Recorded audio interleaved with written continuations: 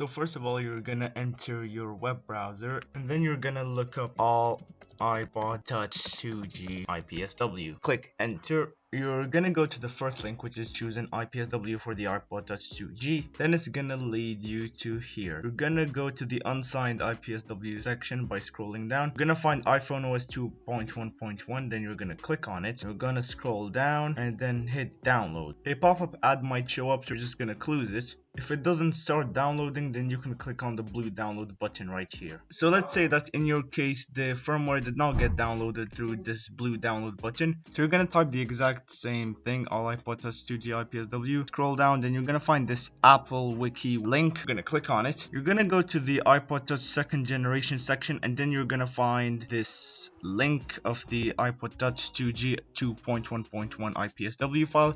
You're gonna click on it, and then gonna start getting downloaded. So in my case, I already have the firmware downloaded, so I'm gonna cancel. And now we're gonna go to the app called iReb. I'm gonna open it, and I'm gonna click on yes. There we have it. Now before you actually click on anything, you're just gonna get your device ready. So you're gonna plug your device through to your computer by obviously using the cable. And now you're just gonna long press the power button to power off. You're gonna slide to power off, make sure it's plugged in.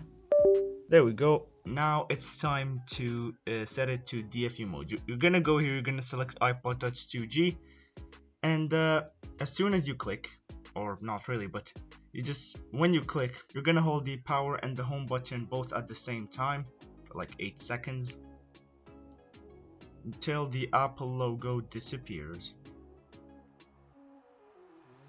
There you go, it's gone. Now you release the power button while holding the home button.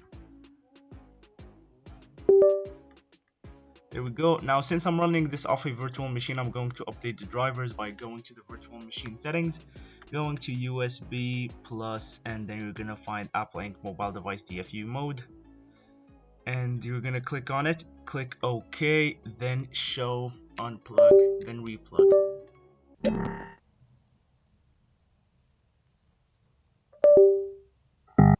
There we go. Now the device is in phone DFU mode. So now you can access iReb and enter iTunes. I recommend iTunes version 11.2 as it's the one that has been working for me the most with the jailbreak stuff. Now all I'm going to do is enter the virtual machine settings and update the drivers into the Pwn DFU mode drivers. And it will install automatically if your machine is natively running Windows 7. This also, again, this works best for Windows 7. I haven't tried with Windows 10 or 11, but again, it always just works best with Windows 7. So I'm gonna unplug and replug, and there you go. iTunes has detected an iPod in recovery mode. Now you must hold, as you can see, I am holding the shift button while clicking restore iPod. And that's gonna bring the dialog menu for you to choose your IPSW. And now we're gonna go to our custom IPSW, which is the one right here, iPod 2.1.1 firmware. You're gonna click on open, and now it's gonna start extracting the software. Oh hell no, get back here. Oh no, I failed.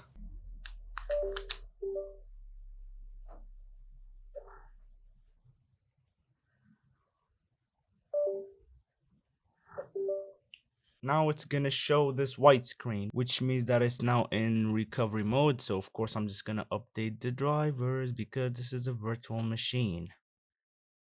There you go, we have the recovery mode driver. We'll click OK, then show, unplug, then replug. Now it's gonna show this Apple logo. And at any moment the driver will switch to a regular iPod, not a recovery or DFU mode. I'm gonna go to USB and then just be careful with the driver. Make sure it doesn't switch. There we go, now the driver switched. I was showing you the spinning wheel. There you go, Apple Inc. iPod. Boom, boom, and boom. Switch in and then unplug, replug.